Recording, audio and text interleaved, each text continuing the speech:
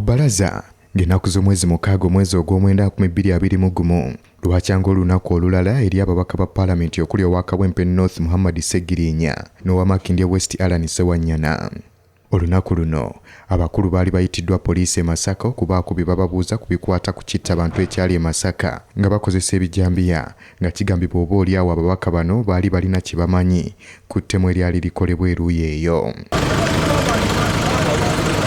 Police had last week issued summons to the legislators to appear. We zeroed on them based on the admissions from the suspects, clearly indicating how they were recruited, taken through the intentionally designed plans in a meeting they held at Endeavour, and that was aimed at creating animosity against elderly victims in the selected districts. The suspects indicated to us how they were promised wealth as a motivating factor, and that it was under the command of so far the two politicians. Era bano tebaali babi basalawo kugenda Masaka beeyanjule kuba baali bakimanyi tebalina musango gwonna okusinziira nga bwe baategeeza nga tebannaba kutuukayo. The culprits must be excited with my implication. It's a pity because I don't even know this place.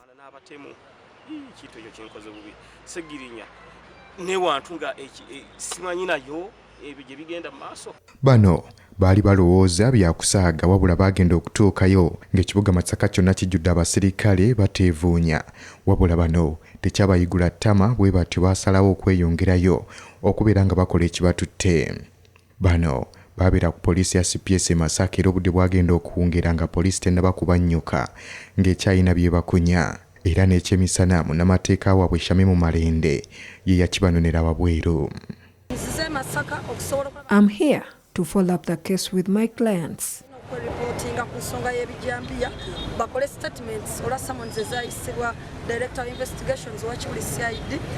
We have to go deep into their statements after interrogating them to also help prove and disprove the allegations against them.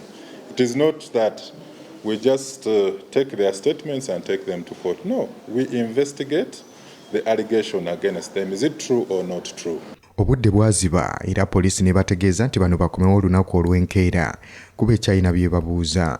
Ku lwokubiri ng'ennaku z'omwezi 7 ogw'omwenda 2021 abaka baakola ekyali kibasabiddwa okudda ku poliisi wabula era mu kibuga abasirikale baali bayiriddwa abawanvu n'abampi naddala ku kkooti. Abaka bano baakomawo ku poliisi wabula tebaalwayo. Mu kufuluma poliisi ne bateeka mu mmotoka zaayo ne boolekeza ku kkooti e Masaka.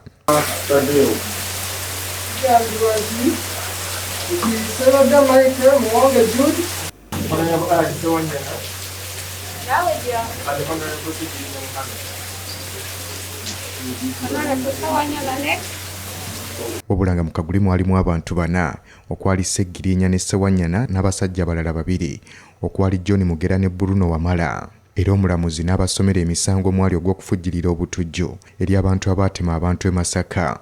Era yabategeeza nti ennaku z'omwezi 23 ogw'omunaana bano n'abalala baagenda essenya ne Settaala ne battayo abantu. Era omulamuzi n'akabatema nti abasindise ku alimanda ekitalya paka ng'ennaku z'omwezi 25 ogw'omwenda.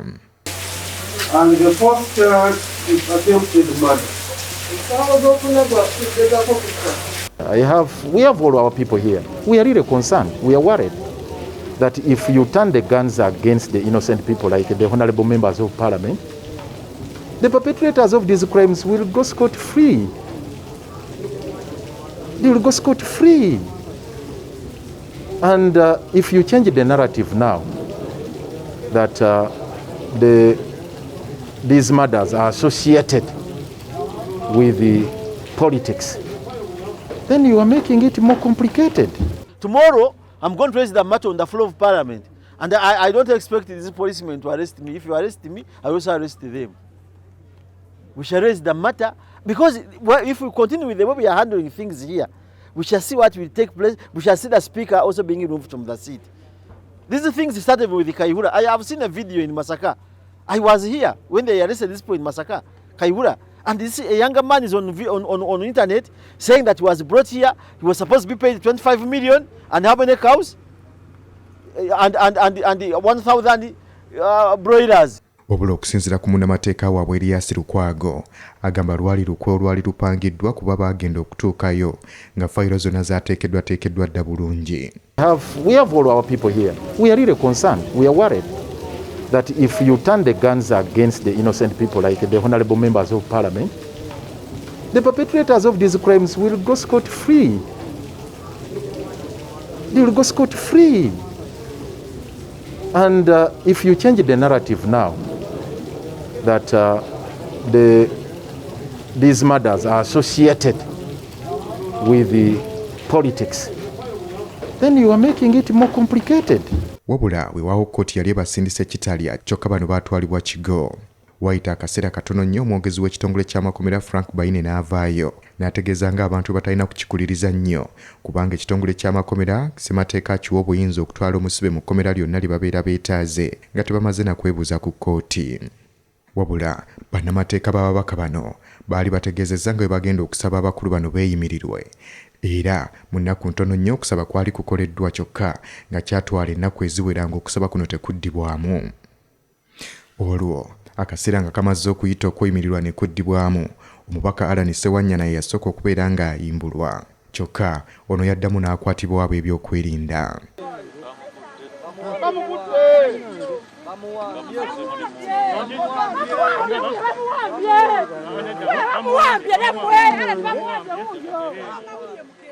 Olw'enkeera nga 27 ogw'omwenda 2021 omubaka Segirinya naye yagenda maaso n'okweyimirirwa era bw'atyo n'ateebwa kyokka okufaananako ne Sewanyana naye yakwatibwa by'ebyokwerinda era nga waliwo akanyoolagano nga Segirinya akwatibwa okuteekebwa mu drone.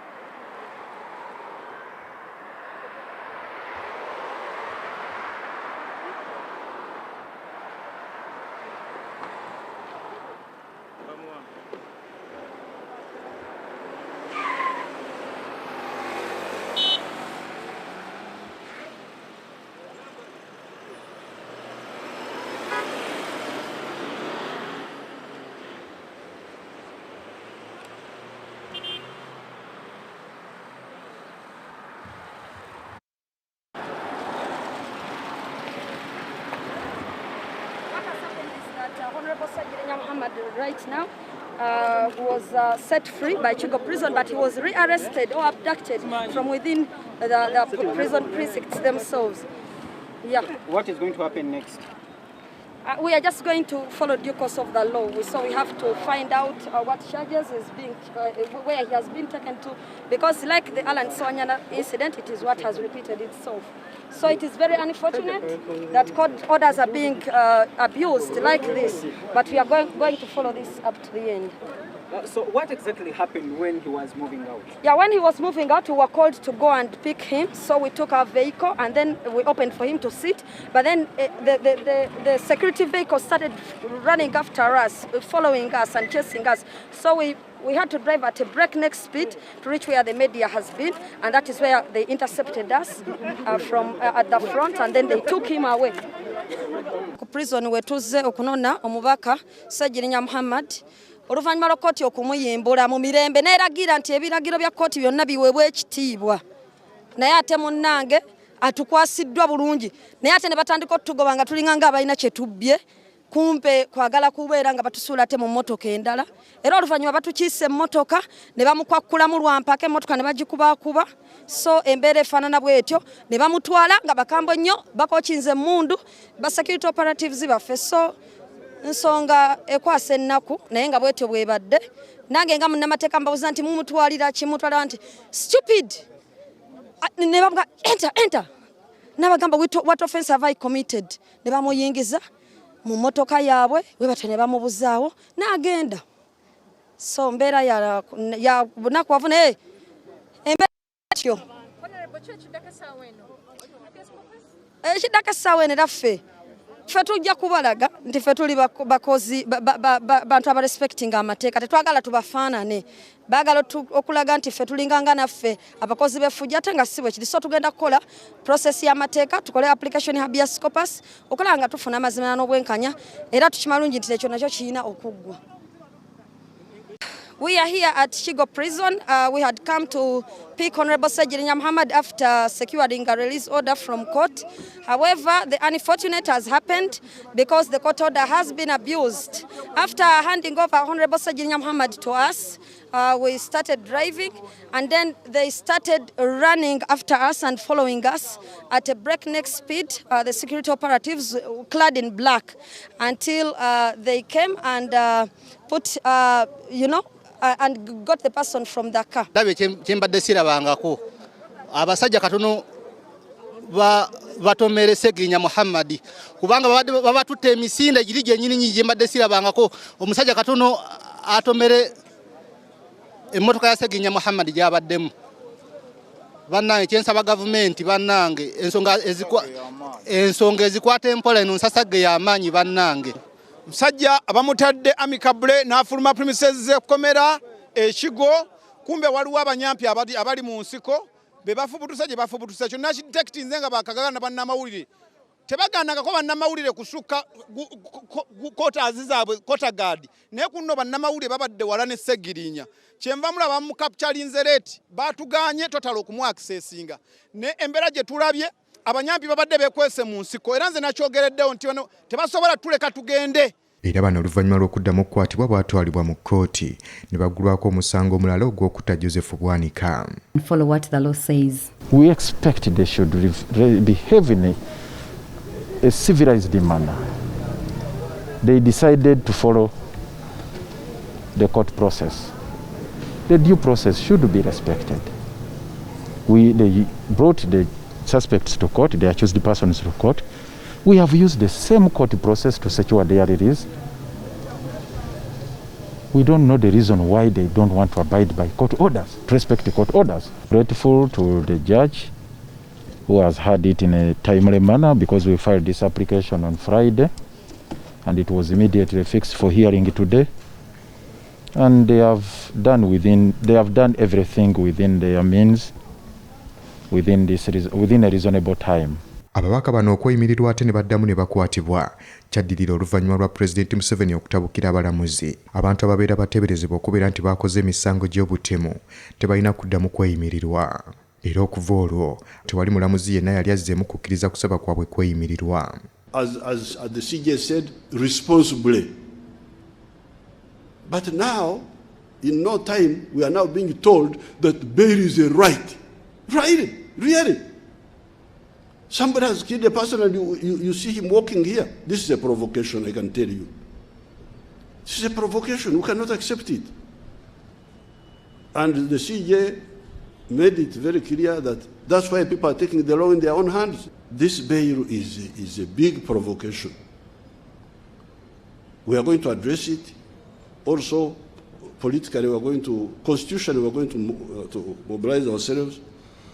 I'm glad the CJ has, because it will cause us problems. Ababaka bano wiiki eno baweza omwaka mulamba nga bali mu kkomera ku alimanda era ng'oludda oluwaabi lumaze akaseera nga luwoza nga bwe lunoonyereza kyokka oluusi nga balamuzi be bagenda mu maaso n'okuba nga bakyusibwa. Tulimu nga ndaba Segirinya si nnungi nga bwe nakugamba oweekitiibwa omulamuzi kino abaana bange tebaddangayo ku ssomero n'okutuusa olwaleero. Declined to grant that order to both accused persons today.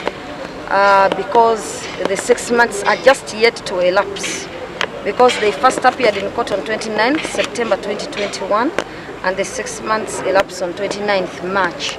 I am not inclined to grant the state any more adjournment and shall proceed with the pre-trial proceedings.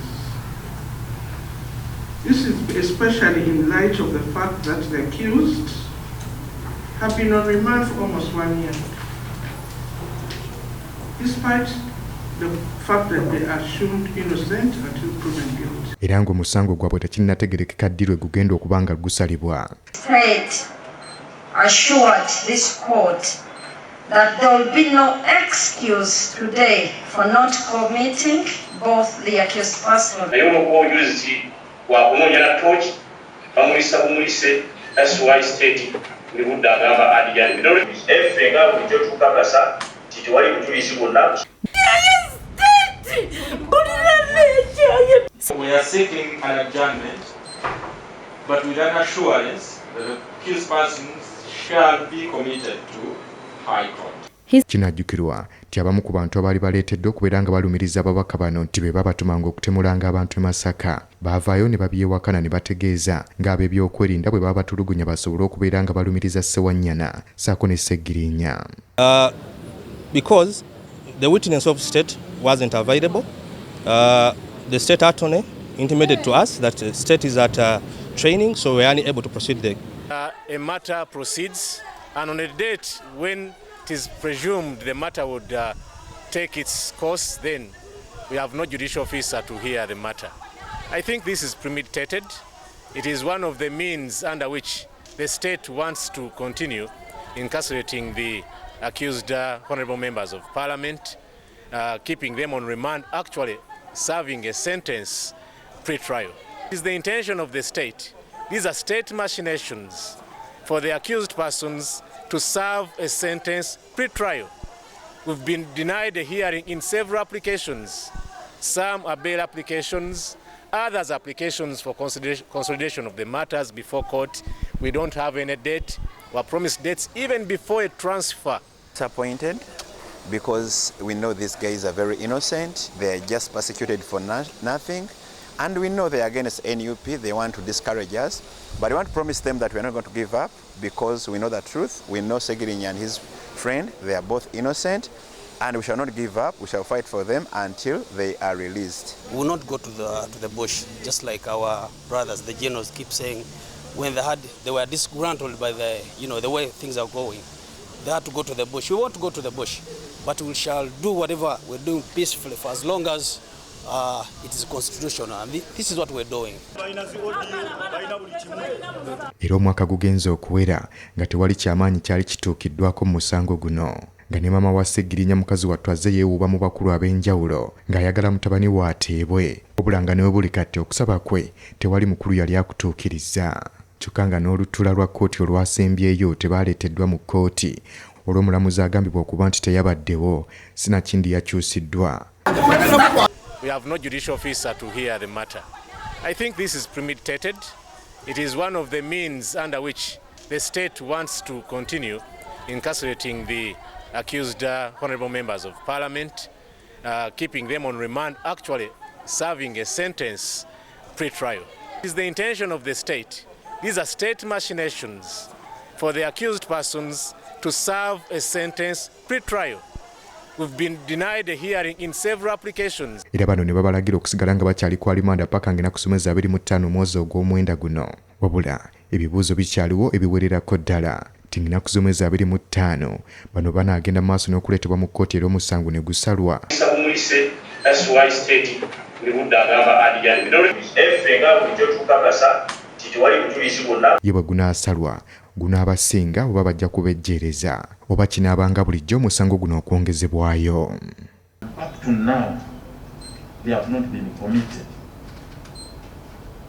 Up to now, that's an egregious abuse of the latitude granted to the state. That the second charge should have been part and parcel of the first charge, for which they already were granted bail. When you look at the particulars of the second charge sheet and you compare them with the particulars of the first charge sheet, you really see that it should have been maybe two counts of the same charge, for which they are already on bail. So Your Honor, the court is actually abusing the rights of the accused persons by bringing a multiplicity of proceedings against them. Buli mubaka yenna okusobola okwesimba ku kifo ky'okuddukanya paalamenti y'eggwanga na sipiika nti singa tukufuna chance olw'ekisobola tuzenda kunauganda nipo okuyemwe bwe tusente takula chance yeetaba mu kalulu ka kuvuganya akagenda mu maaso tusaba tulagira balooya baffe bayimirize okulonda n'okugenda mu maaso paka nga tuyibu.